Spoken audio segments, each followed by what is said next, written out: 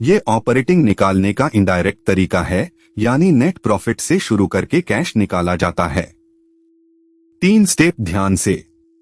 1. Non cash item जैसे depreciation को वापस जोड़ो। 2. नॉन ऑपरेटिंग आइटम जैसे इंटरेस्ट और प्रॉफिट ऑन सेल को एडजस्ट करो।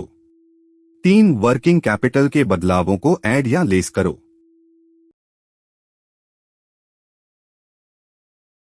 पहले सवाल पढ़ो।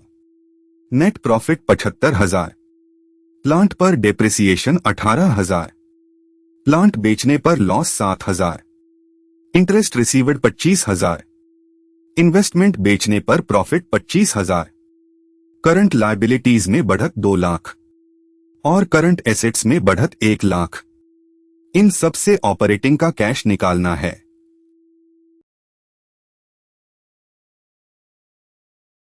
तर्क समझो जो ऑपरेटिंग का पूरा दिमाग है। डेप्रिसिएशन पैसा नहीं खर्च करती, सिर्फ वैल्यू घटती है, इसलिए उसे वापस जोड़ो। लॉस भी नॉन कैश है तो ऐड। लेकिन इंटरेस्ट रिसीव्ड और प्रॉफिट ऑन सेल ये नॉर्मल कमाई नहीं, तो घटाओ। करंट लायबिलिटीज बढ़ी तो हमने उधार लिया, पैसा बचा, ऐड। करंट एसेट्स बढ़ी तो पैसा कहीं अटक गया, लेस। बस यही 4 तर्क हैं।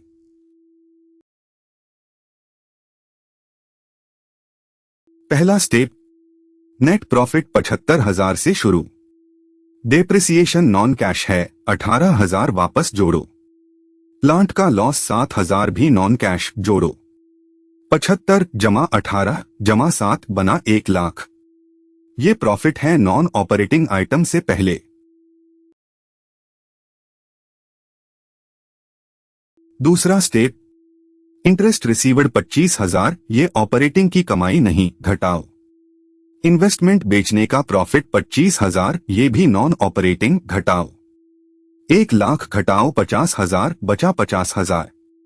ये प्रॉफिट है वर्किंग कैपिटल बदलावों से पहले।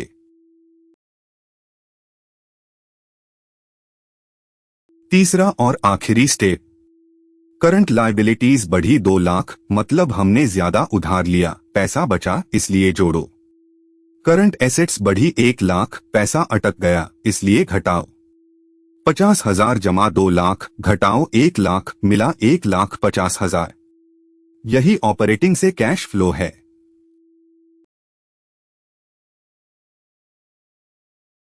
पक्का कर लो। 1. नॉन कैश आइटम जैसे डेप्रिसिएशन और लॉस को वापस जोड़ो। 2. नॉन ऑपरेटिंग इनकम जैसे इंटरेस्ट और प्रॉफिट ऑन सेल घटाओ। 3. हमें ऑपरेटिंग से नेट कैश मिला 1,50,000, जो बुक आंसर से बिल्कुल मेल खाता है।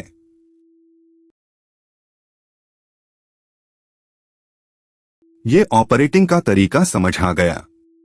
अगले सवाल में पूरा कैश फ्लो स्टेटमेंट तीनों एक्टिविटीज के साथ सॉल्व करेंगे। फुल कोर्स हर सवाल कदम से, बिना जल्दी, AMTboard.ai पर।